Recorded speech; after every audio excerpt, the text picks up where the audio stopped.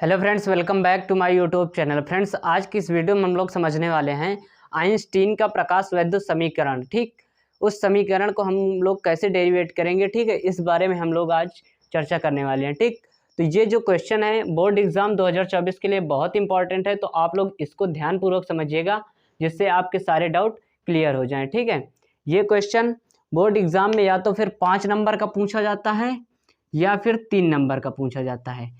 अगर इसमें क्या करते हैं, यहाँ अगर हम केवल थ्योरी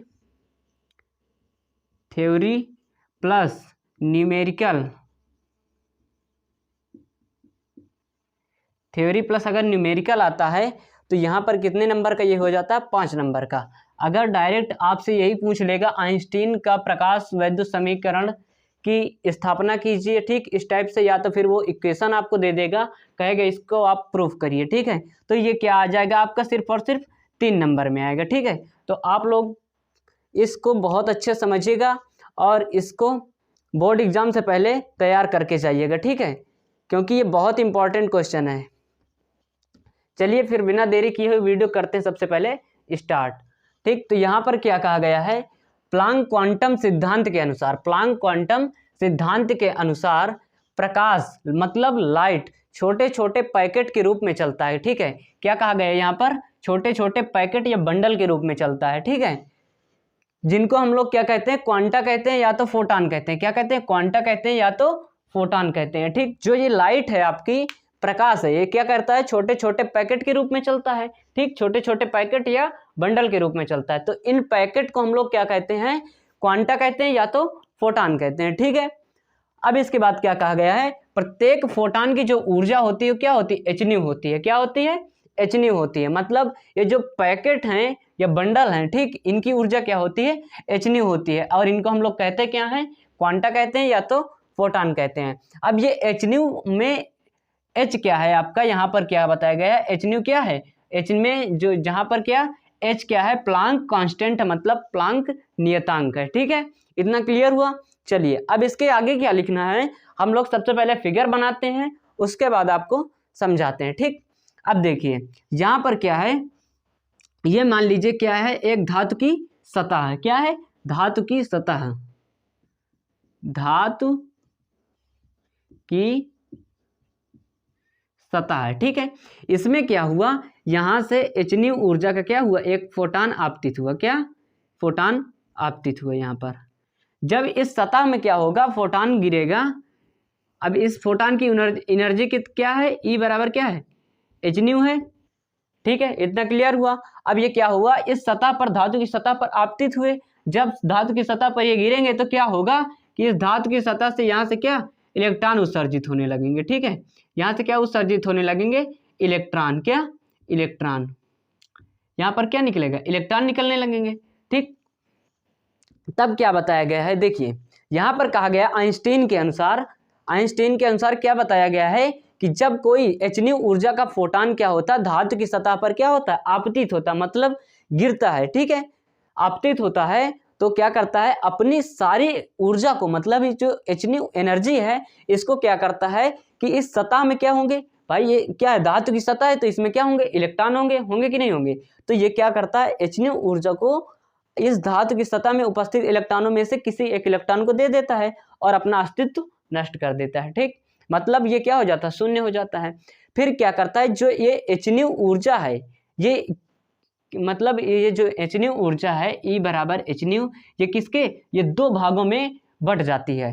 कैसे, अब ये मान लीजिए जैसे इसने एक इलेक्ट्रॉन को दिया तो फिर ये ऊर्जा 2 रूपों में क्या होती है, खर्च होती है। नंबर 1 किस रूप में, देखिए यहाँ पर आप लोग समझिए, फर्स्ट किसके रूप में खर्च होगी, इस धातु की सतह से क्या, इलेक्ट्रॉनों को उत्सर्जित करने में। क्या, इलेक्ट्रॉनों को, ये यहाँ से क्या हो रहे हैं, जब यहाँ पर गिरा और यहाँ से इलेक्ट्रॉन उत्सर्जित हो रहे हैं, कोई दिक्कत इतने में, तब क्या होगा कि जो यहाँ से धातु की सतह में इलेक्ट्रॉनों को उत्सर्जित करने में सबसे पहले खर्च होगी। मतलब अब इसको कहेंगे, अगर हम कहते हैं कि किसी धातु की सतह से इलेक्ट्रॉनों को उत्सर्जित करवाने के लिए न्यूनतम ऊर्जा की मात्रा को हम लोग क्या कहते हैं, वैद्युत कार्यफलन कहते हैं।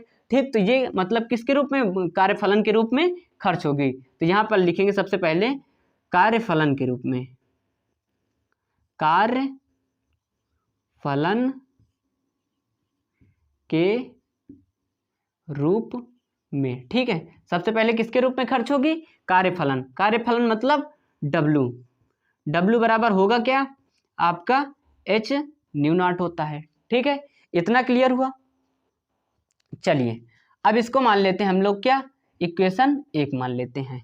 अब इसके बाद देखिए यहाँ पर सेकंड, अब दूसरा जो हमने क्या बताया था कि ये एनर्जी दो रूपों में खर्च होती है। तो पहला क्या, कार्यफलन के रूप में खर्च हो गई, और दूसरा क्या हो जाएगा, उत्सर्जित इलेक्ट्रॉनों को अधिकतम गतिज ऊर्जा प्रदान करने में। किस रूप में? जो इलेक्ट्रॉन क्या हो रहे हैं यहाँ से उत्सर्जित हो रहे हैं, तो उनको क्या करेगा, अधिकतम गतिज ऊर्जा प्रदान करने में ये एनर्जी जो है खर्च हो जाएगी। ठीक है, तो यहाँ पर हम लोग लिखेंगे उत्सर्जित इलेक्ट्रॉनों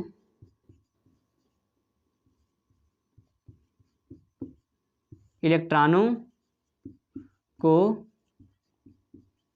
अधिकतम गतिज ऊर्जा प्रदान करने में। ठीक है, इतना क्लियर हुआ। तो मतलब क्या, गतिज ऊर्जा, काइनेटिक एनर्जी ई के बराबर क्या हो जाएगा यहाँ पर, हाफ mv² मैक्स। इस कंडीशन में क्या होगी, जो इलेक्ट्रॉनों की क्या होगी, इलेक्ट्रॉनों की गति क्या होगी, अधिकतम होगी। तो मतलब क्या हो जाएगा यहाँ पर, काइनेटिक एनर्जी क्या होगी, जो इलेक्ट्रॉनों का वेग मतलब v² क्या हो जाएगा, मैक्सिमम होगा, अधिकतम होगा। ठीक है, इसको मान लीजिए आप लोग समीकरण 2। इतना क्लियर हुआ।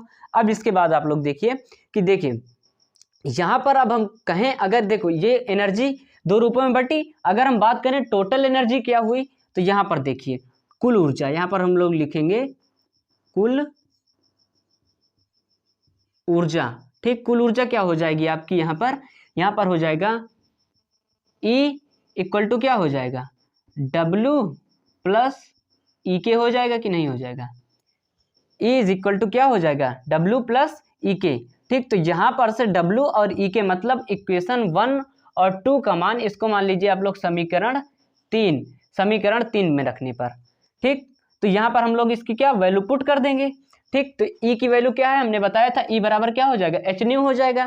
तो यहाँ पर हम लोग लिख देंगे hν बराबर क्या हो जाएगा, W की वैल्यू यहाँ पर क्या है, hν0 है, तो यहाँ पर हो जाएगा hν0 प्लस EK की वैल्यू क्या है, हाफ mv² मैक्स।